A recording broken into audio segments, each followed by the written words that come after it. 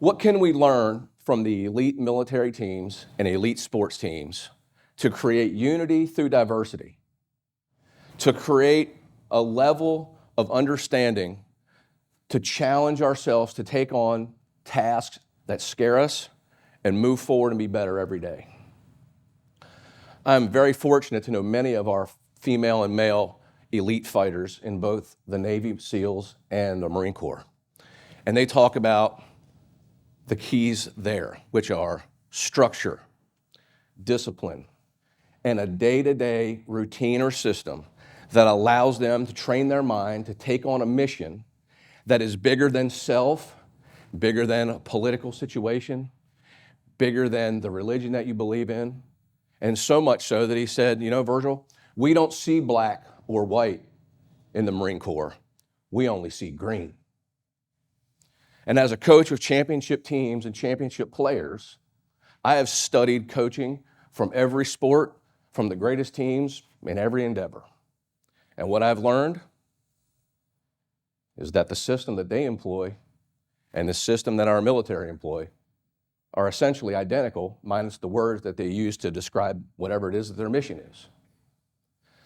So, I'm an acronym kind of guy, and of course I know that if I'm going to create an acronym that's going to be kind of long, it better be impactful.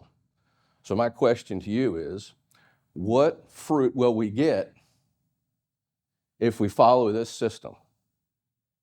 We'll get a pear. Okay? Let me explain that.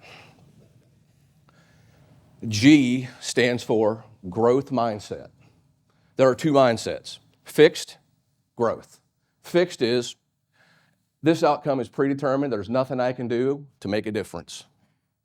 Growth mindset is, I can train and I can learn to be better than I've ever been so that I can tackle anything in front of me. E stands for embrace the challenge. The brain is not wired to embrace challenge. It loves comfort. It loves to run away when there's difficulty. Embracing the challenge is quite a feat. T stands for take immediate action. And if there's something that I get asked a lot, it's, Virgil, why do you put T here? Well, I don't know about you, but I believe that there are way too many armchair quarterbacks out there than there are quarterbacks out there. Because I know a lot of people that are like, yeah, coach, I'm willing to learn, I'm willing to train, I'm ready to go. And I'm not afraid to embrace the challenge, but they never get off the couch. Taking action is the actual difference between somebody who's an armchair quarterback and Peyton Manning. A stands for accountability. Accountability to yourself.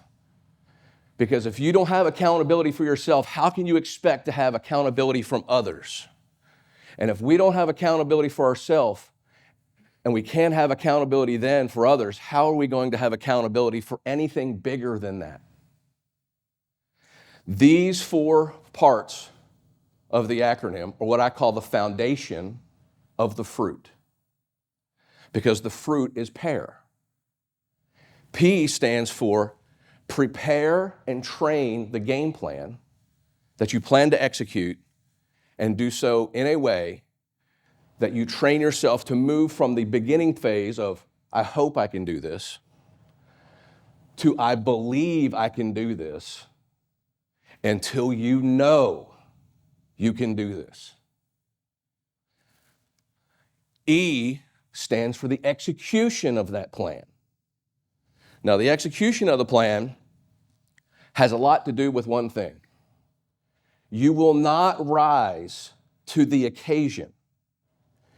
You will fall to the lowest level of your training.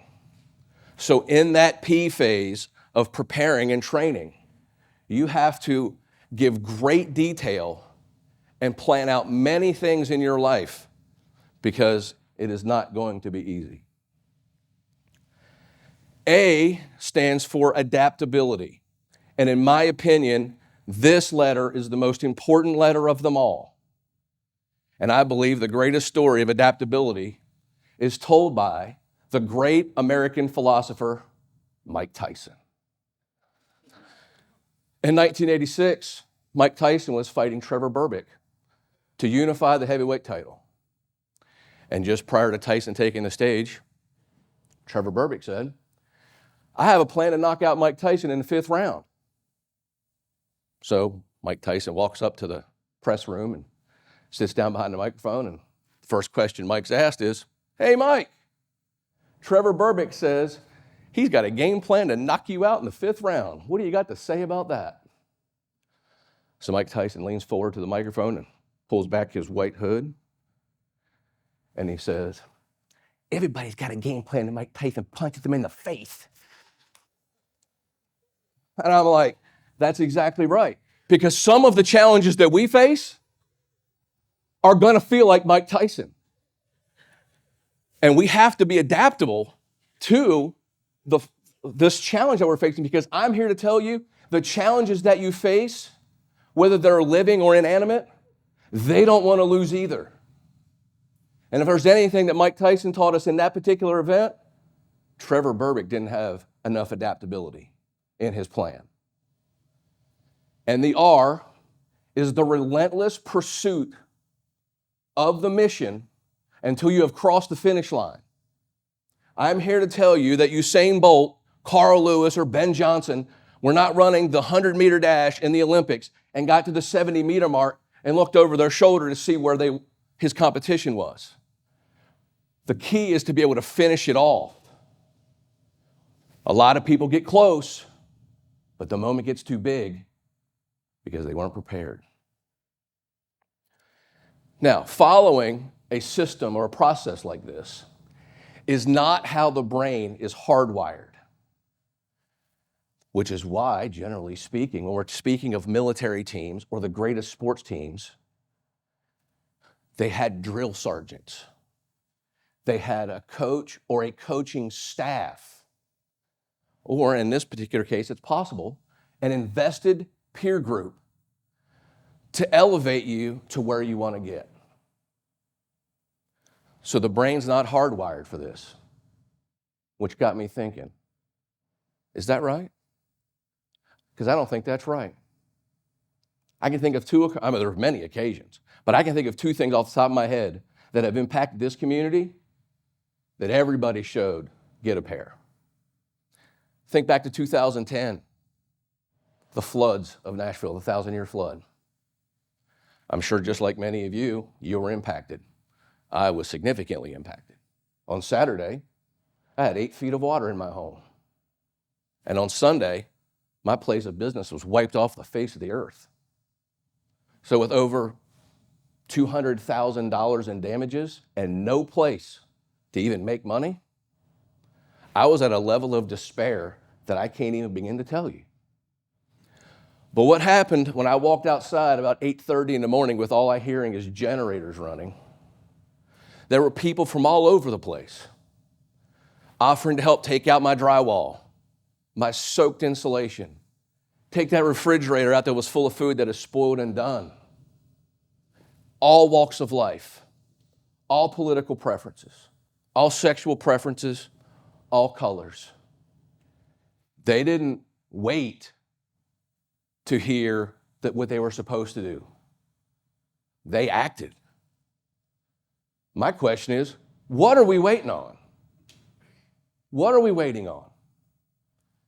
More recently, the Covenant school shooting. The very next day, what happened? Our community peacefully protested on Capitol Hill demanding change. And as recently as last week, when they had the hearing and Governor Lee was there to help rewrite the codes, they were there again. The relentlessness of our community in a situation like that is inspiring. Whether or not our government does anything about it is not as important as our community demonstrating that we can get a pair if we need to.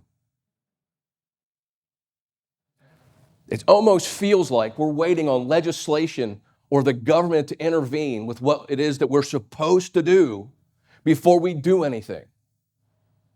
Well, that mindset really got me thinking.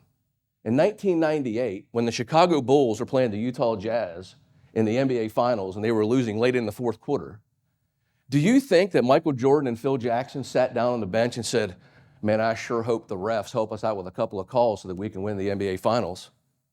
Are you kidding me? They had a system in place. They had adaptability. They knew and they trained themselves to be able to overcome a very quality foe like the Utah Jazz.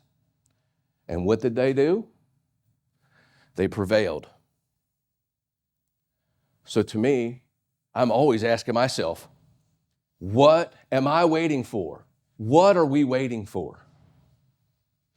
Because in this particular moment, I feel like we're on the verge of a systemic complacency infection.